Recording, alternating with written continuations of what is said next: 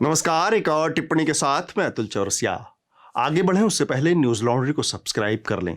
इस वीडियो को लाइक और शेयर जरूर करें, क्योंकि आप ही की मदद से हमारी पत्रकारिता ज्यादा से ज्यादा लोगों तक पहुंच पाएगी। गत दिनों भारत सरकार ने एनसीईआरटी की किताबों में बहुत सारे बदलाव कर दिए। इसमें महात्मा गांधी की हत्या, आरएसएस के इतिहास और भारत में मुगल सल्तनत से जुड़े तमाम प्रकरणों में व्यापक काट छांट कर दी गई। क्या हिंदुस्तान का इतिहास मुगलों के इतिहास से अलग किया जा सकता है? अगर अकबर को इतिहास के पन्नों से हटा देंगे तो महाराणा प्रताप का क्या होगा और किससे होगी हल्दी घाटी की लड़ाई? औरंगजेब को गायब कर देंगे तो शिवाजी महाराज को कैसे पढ़ाएंगे? ये बातें, ये सवाल कई तरह के इंटरव्यूज में मशहूर इतिहासकार इरफान हबीब ने उठाई। स्कूली सिलेबस से मुगलों का इतिहास काटने छाटने पर बहस जारी है। सरकार के इस कदम के बाद स्कूल की एक कक्षा का दृश्य देखिए। इतिहास की क्लास लगने वाली थी। क्लास में जबरदस्त गहमा गहमी का माहौल था। लड़के आपस में गुत्थम गुत्था थे, लड़कियां आपस में। कोई कागज का गोला बनाकर फेंक रहा था, कोई किसी की पीठ पर कलम से लिख रहा था। एक लड़की अपने पापा के साथ स्कूल आई थी, क्योंकि एक दिन पहले उसके किसी सहपाठी ने उसके सामने अपने प्रेम का इजहार करते हुए अपनी गर्लफ्रेंड बनाने का प्रस्ताव रख दिया था। लड़की ने इसे गलत मानते हुए पहली शिकायत अपने घर में की थी। घर वाले इस शिकायत को वापस स्कूल में लाना जरूरी समझते थे, इसलिए आज लड़की पापा के साथ स्कूल आई थी। इसी गहमा गहमी के माहौल में इतिहास के टीचर मिस्टर वर्मा क्लास में घुसे। आंखों पर मोटा चश्मा, कोनों से लटकती हुई मूंछ और धोती के ऊपर पहनी गई कोट। वर्मा जी पहली नजर में इतिहास के अजायब घर से गलतीवश भटक गई कोई आत्मा दिखते थे। कांख में इतिहास की मोटी सी किताब दबाए, गर्दन झुकाए वर्मा जी क्लास में घुसे। क्लास में थोड़ा शांति छा गई। स्कूल में वर्मा जी के दूसरे साथी बताते हैं कि जब से सरकार ने इतिहास की किताब में काट छांट की है, तब से वर्मा जी फिरंट हो गए हैं। उन्होंने स्कूल के स्टाफ रूम में खुलेआम बयान दिया था, bloody politics, how can they change history like this. बहरहाल वर्मा जी क्लास में घुसे थे कि पीछे से पीड़ित लड़के के पिता भी अपनी शिकायत लेकर घुसे। पिताजी ने कहा, वर्मा जी आप इसे हल्के में मत लीजिए, आगे चलकर यह लव जिहाद का मसला भी हो सकता है। इतिहास की कुंज गलियों में भटक रहे वर्मा जी का माथा ठनक गया। उन्होंने खुद पर संयम रखते हुए कहा, लव जिहाद के मामलों का निपटारा प्रिंसिपल साहब के दफ्तर में होता है, आप कृपया वहीं जाएं, यहाँ बच्चों की पढ़ाई होती है।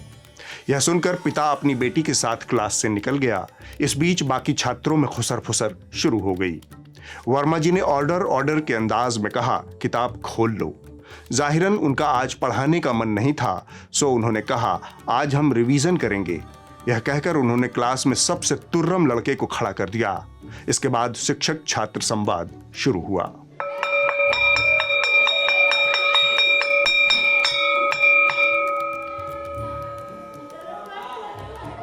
वर्मा जी ने पूछा, चाणक्य कौन था?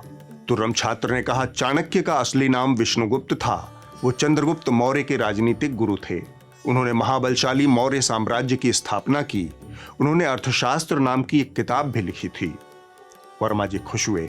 उन्होंने अगला सवाल किया, वीरबल कौन था? तुर्रम लड़के ने कहा, वीरबल एक राजा का दरबारी था। वो बेहद चतुर्बुद्धि दरबारी था। राजा और वीरबल की कहानियां बहुत प्रसिद्ध हैं। वर्मा जी सक पकाए, पर कुछ न कहते हुए अगले सवाल पर चले गए।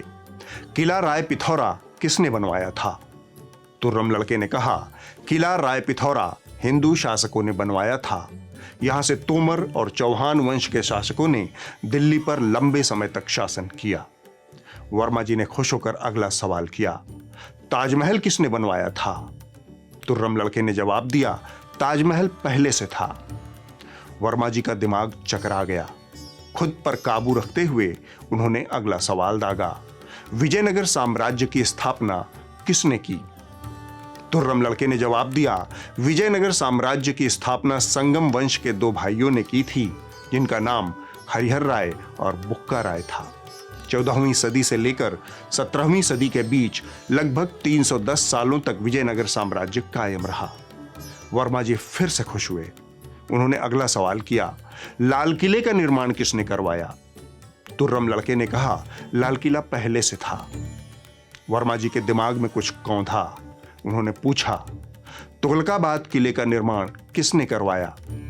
तुर्रम लड़के का जवाब आया, वह पहले से था।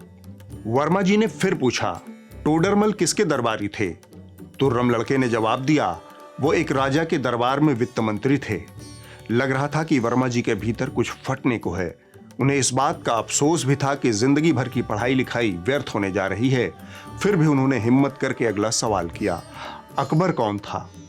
तुर्रम लड़के ने झटके में अकबर को निपटाया। हिंदू शासन के बाद भारत 800 सालों तक गुलाम रहा, अकबर उन्हीं में से एक था। वर्मा जी ने पूछा, हेमू कौन था? तुर्रम लड़के ने जवाब दिया, गुलामी की बेड़ियां तोड़कर हेमू ने दिल्ली में हिंदू शासन कायम किया था। वह हेमू विक्रमादित्य था। वर्मा जी ने अगला सवाल किया, हेमू को किसने हराया? तुर्रम लड़के ने जवाब दिया, बाद में उसे एक राजा ने हरा दिया। वर्मा जी भांप गए कि मध्ययुगीन इतिहास पढ़ने पढ़ाने का अब कोई फायदा नहीं, सो उन्होंने आधुनिक इतिहास में आने का निर्णय किया। तुर्रम लड़का कमर में फेटा बांधकर हर सवाल का सामना करने को तैयार था। वर्मा जी ने पूछा, गांधी जी की हत्या किसने की? तुर्रम लड़के ने कहा, एक पगलाए हुए ब्राह्मण ने गांधी जी की हत्या की। वर्मा जी ने फिर पूछा, उसने गांधी जी की हत्या क्यों की? तुर्रम लड़के ने तपाक से जवाब दिया, गांधी जी की उस विप्र ब्राह्मण के साथ जमीनी रंजिश चल रही थी। गांधी जी ने अंग्रेजों से मिलकर गरीब ब्राह्मण की जमीन पर कब्जा कर लिया था, उसके परिवार को बेघर कर दिया था। इसी से नाराज होकर उसने गांधी जी की हत्या कर दी। वह बहुत सीधा साधा धर्म भीरु ब्राह्मण था। गांधी जी ने ही उसे हत्या के लिए उकसाया था। लंबे वक्त से अपनी कुंठा को दबाए वर्मा जी के सब्र का बांध इसके बाद टूट गया। भरी क्लास में उनके मुंह से निकला, bloody politics, how can they change history like this? Verma ji के मुंह से निकली इस बात पर कक्षा के तमाम बच्चों ने अपना अपना मुंह ढककर आपस में कनखियों से संपर्क किया। तब तक कक्षा खत्म होने की घंटी बज गई। अगली क्लास विज्ञान की थी। उसमें नाली की गैस से चाय बनाने की विधि का प्रैक्टिकल होना था। अब क्लासरूम से न्यूज रूम में जाने का वक्त हो गया है। इस हफ्ते न्यूज रूम में जिस व्यक्ति ने अपनी कूड़मगजी, जहालत और नफरत की थाप से माहौल को सजाए रखा, उसका नाम है तिहाड़ शिरोमणि। अपनी कमजर्फ नफरत की किताब से उन्होंने इस बार कुछ नया सामान निकाला है, मजार जिहाद। मजार जिहाद पर मजार जिहाद। मजार जिहाद को समझने के लिए मजार जिहाद का नाम दे रहे हैं। मजार जिहाद #मजार जिहाद पर इस नए तथाकथित जिहाद की सच्चाई से जुड़ी कुछ गंभीर और एक्सक्लूसिव जानकारियां हमारे हाथ लगी हैं।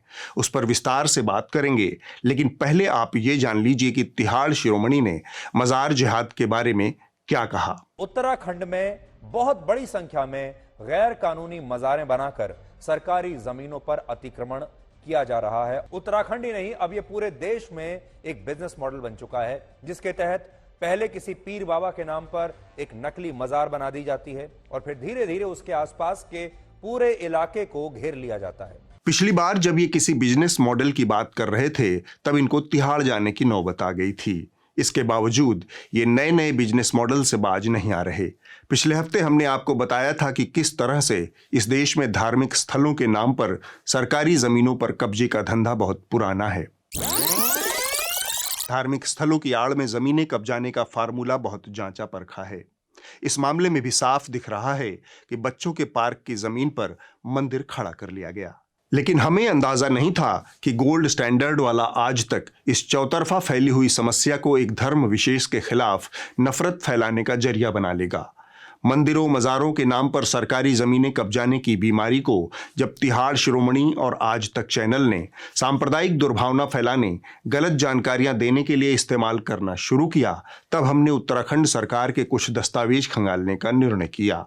ये दस्तावेज आज तक के कथित मजार जिहाद के दावे की न सिर्फ हवा निकालते हैं, बल्कि यह भी बताते हैं कि देश का सबसे तेज चैनल मनगढ़ंत और सांप्रदायिक खबरें फैला रहा है। इसका प्राइम टाइम एंकर दो समुदायों के बीच नफरत को उकसावा दे रहा है, बुलडोजर जैसी वाहियात सियासत को बढ़ावा दे रहा है। उस अतिक्रमण पर बुलडोजर चलने का भी कोई खतरा नहीं होता, क्योंकि किसी की हिम्मत ही नहीं है कि इन मजारों पर बुलडोजर चला दे, क्योंकि आप जानते हैं हमारे देश में धर्म एक बहुत बड़ा हथियार है। लेकिन आगे बढ़ने से पहले आप उत्तराखंड के मुख्यमंत्री पुष्कर धामी जी का यह बयान भी लगे हाथ सुन लीजिए। भाइयों बहनों, इस प्रदेश के अंदर 1000 से भी ज्यादा स्थान ऐसे निकले हैं जो अनावश्यक रूप से, जो अभी हमने चिन्हित किया है कि जगह जगह पर कहीं पर मजार बना दी गई है, कहीं पर कुछ और बना दिया है, धामी जी पूरी बात नहीं कह रहे, वो थोड़ा बोल रहे हैं और थोड़ा छुपा रहे हैं। वो कह रहे हैं मजार हो या कुछ और। ये जो कुछ और है वो दरअसल हिंदू धार्मिक स्थल हैं। जाहिर है धामी जी इसे कहने की हिम्मत नहीं जुटा पा रहे और साथ में वो इन धार्मिक स्थलों पर कार्रवाई की मंशा भी नहीं रखते। अब तक की कार्रवाई से तो यही लगता है कि उनके निशाने पर सिर्फ अवैध मजारे हैं, अवैध मंदिर नहीं। उत्तराखंड सरकार ने पिछले साल चुनावों के बाद सार्वजनिक और वन भूमि पर अवैध धार्मिक निर्माण को लेकर सर्वे करवाने का निर्देश दिया था। दरअसल इस कथित मजार जिहाद को सबसे पहले हवा देने का काम आरएसएस के मुखपत्र पांचजन्य ने बीते साल शुरू किया था। मजार जिहाद शब्द उसी समय सामने आया था। सुधीर चौधरी तो बस नकल मारकर परीक्षा पास कर रहे हैं। खैर, अपने ताजा बयान में धामी जी जो कह रहे हैं वो सर्वे का अधूरा सच है। उस सर्वे का सबसे दिलचस्प पहलू आपको जानना चाहिए। सरकार खुलकर ये नहीं बता रही कि जो अवैध धार्मिक स्थल पाए गए हैं उनमें कितने मंदिर, कितने मजार मस्जिद, कितने चर्च और कितने गुरुद्वारे हैं।